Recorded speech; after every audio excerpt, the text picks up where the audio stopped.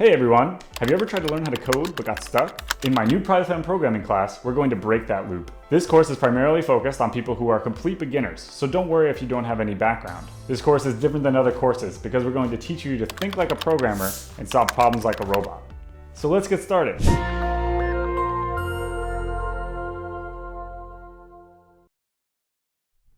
Hi everyone! So last time we talked about the general methodology that we're going to follow. Like instead of having each of these letters go to a particular letter, we're going to translate letters to numbers. And the way we're going to do that is with dictionaries.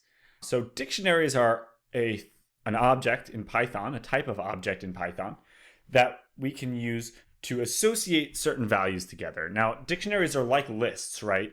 Where they're a particular data type, a data structure that is within Python that we can use to associate particular things with one another. The way that we write a dictionary is using these curly brackets, and each of the values in that dictionary is called a key value pair.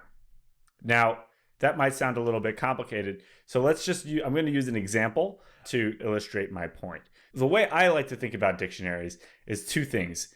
So the technical words for these are key value pairs, but what do they actually mean? And I usually just think about associating two different things with one another. So whenever I want to associate something with something else, I can use a dictionary. And that sounds very broad because it is very broad, but it is still very useful.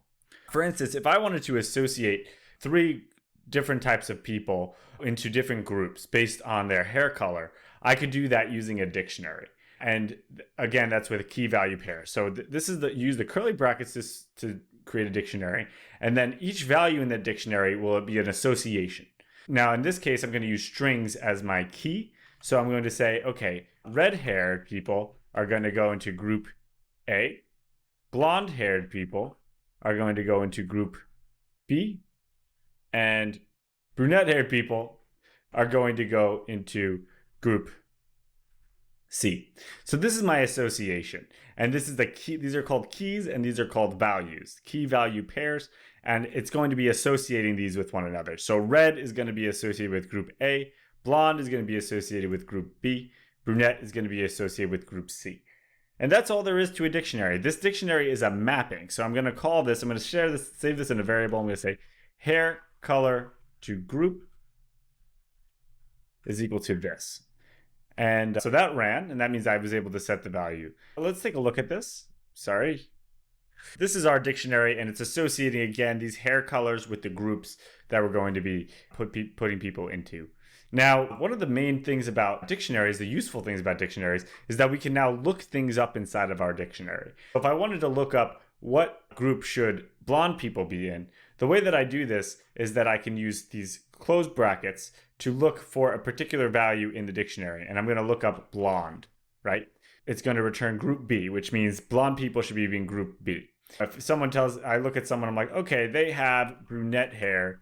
What group should they be in? I look in the dictionary and it tells me group C. So you can imagine the reason that they're called dictionaries is a lot because of real world dictionaries. So in the real world, if you want to look up a word, you want to look up the definition of a word, you look up the definition of the word in the dictionary, and the dictionary will tell you back what the definition is.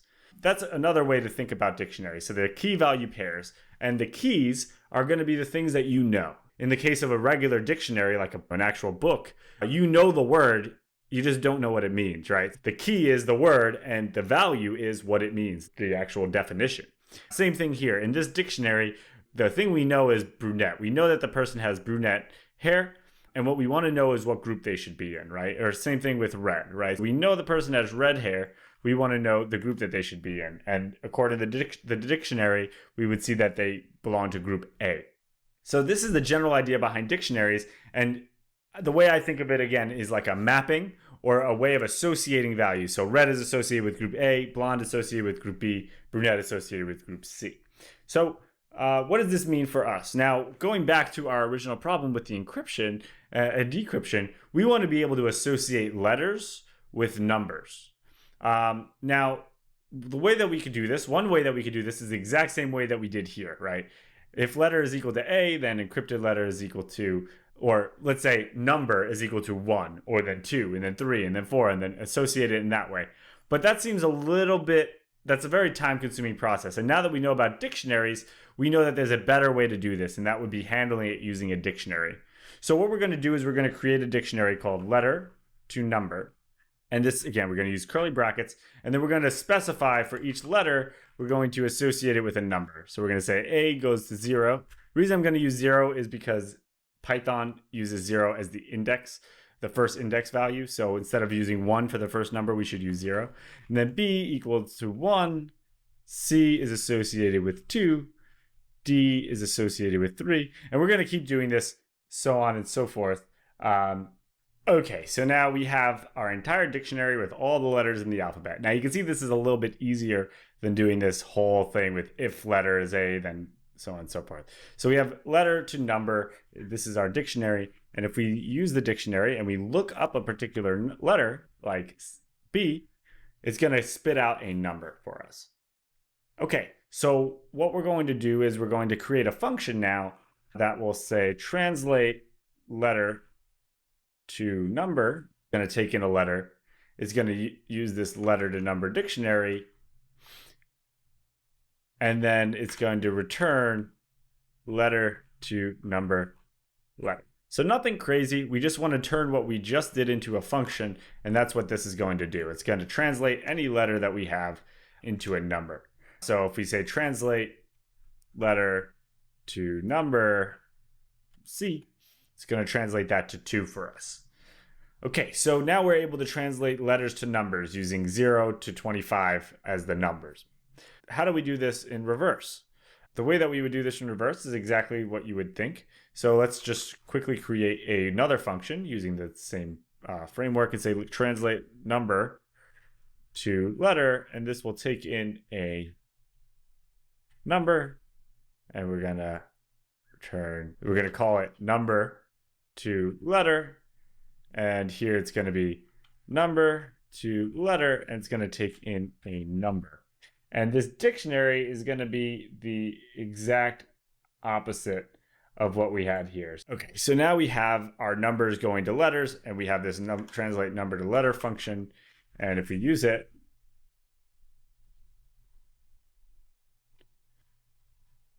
it's going to spit out a letter associated with a number. Okay, so now we have a way of going between letters to numbers and numbers to letters using this concept of a dictionary. And when we look into it, so we put in a letter, it's going to look up, okay, in this case, C, it's going to look up in the dictionary, C is associated with 2. And when I do this, which is going to search the dictionary for that particular key, it returns the value associated with that key. Again, the key is going to be what we know. In this case, letter to number, we know the letter, we want the number. But in the case of number to letter, we know the number and we want the letter. That number is the key, the letter is the value. And that's this thing on the left of the colon is going to be the key, thing on the right of the colon is going to be the value.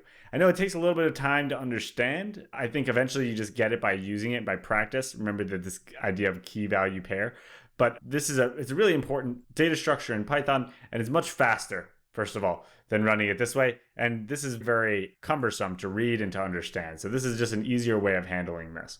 Now, what are we able to do with these two functions now? If you think about it, if I translate letter to number, let's do S, right? That's going to give me a number. And if I translate that same letter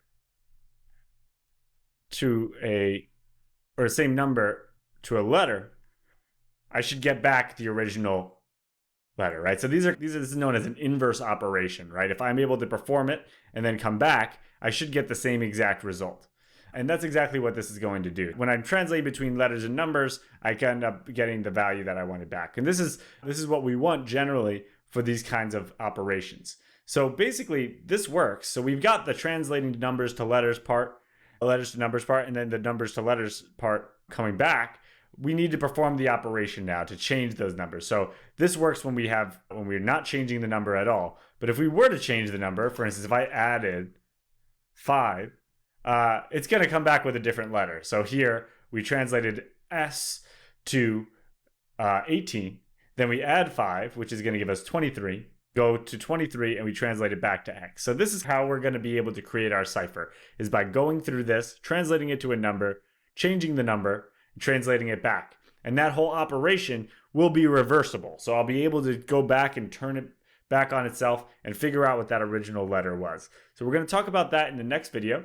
I just wanted to talk through a little bit of what the reasoning was. And now that we're able to translate letters to numbers using dictionaries, now we're going to get into the fun part of actually figuring out how to use this information to create a cipher using letters and then have a variable with cipher using this general idea.